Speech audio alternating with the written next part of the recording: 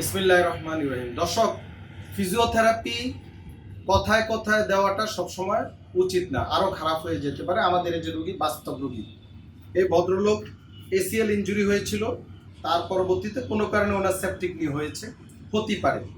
এই রুগীকে surgeon physiotherapy দিতে বলেছে, কিন্তু ফিজিওথেরাপি দিয়ে রুগীর অবস্থা করুন।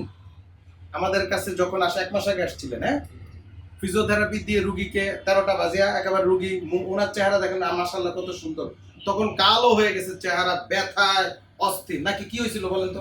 আসলে এটা হচ্ছে এই হঠাৎ করে পাওটা ইনফেকশন করছে আমার, সেপটিক নিয়ে হয়েছে। আমি অপারেশন করছিলাম, অপারেশন করার পর আমার পাওটা যথেষ্ট শক্ত হয়ে গেছিল, তো রিহেব করার জন্য আমাকে ফিজিওথেরাপিতে পাঠাইছে, যাওয়া হয়েছে। তখন কি তো করছিল? সেখানে ওনারা বিভিন্ন ধরনের ফিজিওথেরাপি দিয়ে এক্সারসাইজ দিয়েছে, এক্সারসাইজটা প্রচুর প্রেশার দিয়ে ফেলছে। হ্যাঁ, দেওয়াতে আমার হাঁটু আবার যেটা সেপটিক ছিল সেটা আবার নতুন করে হয়ে গেছে, ইনফেকশন আবার বেশি বেড়ে গেছে, পা ফুলে গেছে।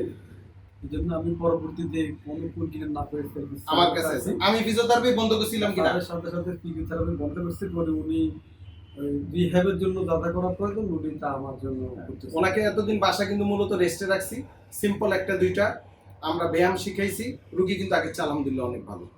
তো কথায় কথায় ফিজিওথেরাপি দেওয়া যাবে না, যেখানে সেখানে ফিজিওথেরাপি দেওয়া যাবে না। ফিজিওথেরাপি অনেকের ডিগ্রি নাই, সেও ফিজিওথেরাপি দিচ্ছে। ফিজিওথেরাপি দিতে সাবধান, রুগীরা সাবধান হবেন। যখন যেখানে যে চিকিৎসাটা করবেন সে আদৌ ডিগ্রিধারী কিনা এবং তার সরাসরি তত্ত্বাবধানে। ধরেন আমি ফিজিওথেরাপির কথা যদি বলি, আমার চিকিৎসা ডিপিআরসিতে আমার মাধ্যমে নিতে হবে। আবার একজন ডাক্তার যদি বলে তার তত্ত্বাবধানে, সে কুমিল্লা হোক, ঢাকা হোক, সিলেট হোক, বলবেন যে স্যার আপনি নিজের তত্ত্বাবধানে চিকিৎসাটা দেন ফিজিওথেরাপি, আর না হলে সেখানে অন্য কারো কাছে পাঠালে সেখানে দিবেন না। এটা আপনার জন্য ক্ষতি হয়ে দাঁড়াইতে পারে। সবাই ভালো থাকবেন। সচেতনতা বাড়ানোর জন্য আপনাদেরকে এই ভিডিওটা দিলাম। সাবধান থাকবেন। আসসালামু আলাইকুম ওয়া রাহমাতুল্লাহি ওয়া বারাকাতুহু। ডিপিআরস লিমিটেড, আস্থা, বিশ্বাস ও নির্ভরতায় অবিচল।